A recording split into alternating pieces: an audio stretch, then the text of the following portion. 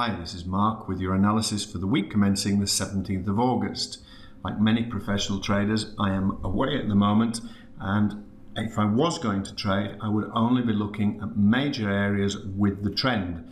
For example, this is the Euro USD. On a monthly, we're still sat on this major trend line and intersection of EMAs, and price has stalled as a result and has simply gone sideways.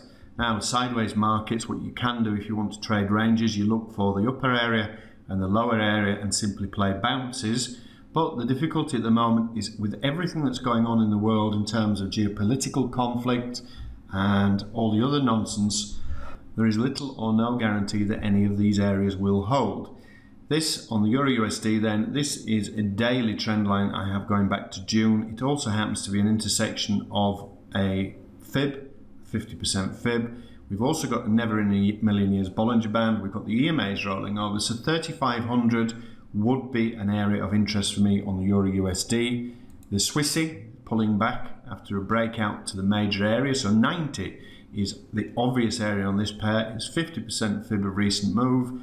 And we've got intersections of 90, huge whole number, huge previous support and resistance. EMA's rolling over. We've just had across another never in a million years Bollinger Band. Now, of course, you know not to be in the euro and the dollar Swissy at the same time because it's virtually the same trade, i.e. if the Swiss is going down, the euro is going up. But that would be a major area on this pair. Another one of my favourites, this is the euro pound. Now, the euro pound last week, I had a winning trade on shorting at 80. I had waited for it for ages. And then what happened? We started to get this move down. Suddenly some negative pound news came out and bang, off it shot.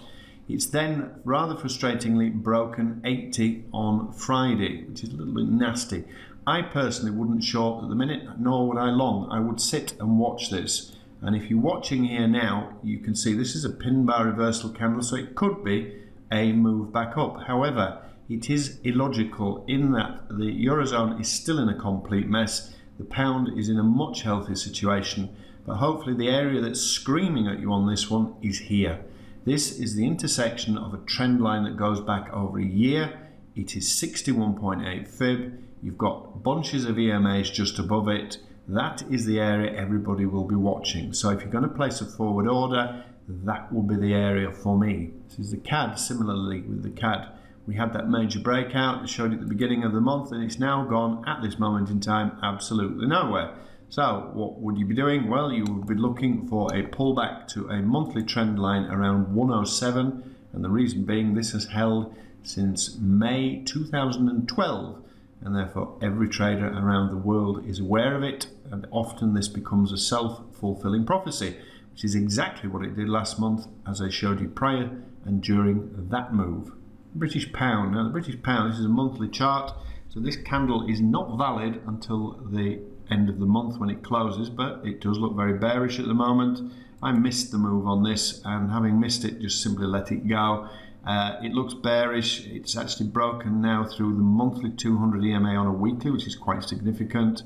Again, if you were looking for the catch a falling knife scenario, you would fib here to here, and I've no doubt this will be 61.8 fib. But it is catch a falling knife, and therefore to me, I would be inclined to leave it alone. If it was to pull down here later in the week or the month, then that might be interesting for a bounce back up. But at this moment in time, there are better opportunities elsewhere. And on the subject of better opportunities, this is the dollar yen. This is awful.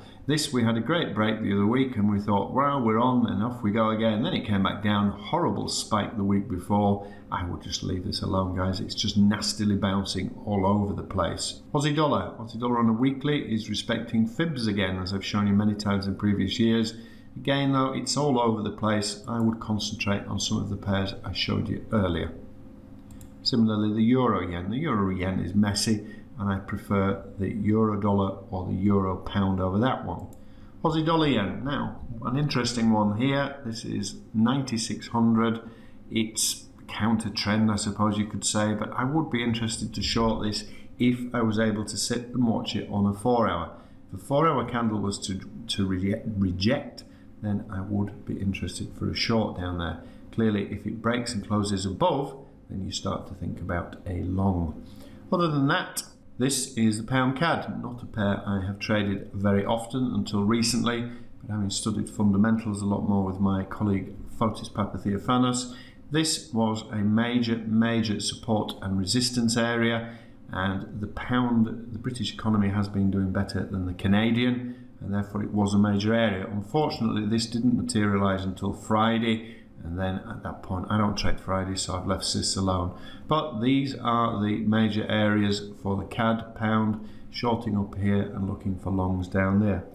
Other than that, I would tend to leave it alone. Go for the ones, as I said it to you at the beginning, that are going with the trend and that have other supporting indicators in the area, and fibs and trend lines and EMAs and all the other paraphernalia. Those, for me, are the most logical trades. Why go looking for trouble, particularly on something like the dollar yen? And quite clearly, nobody has a clue what it's going to do. Have a good week.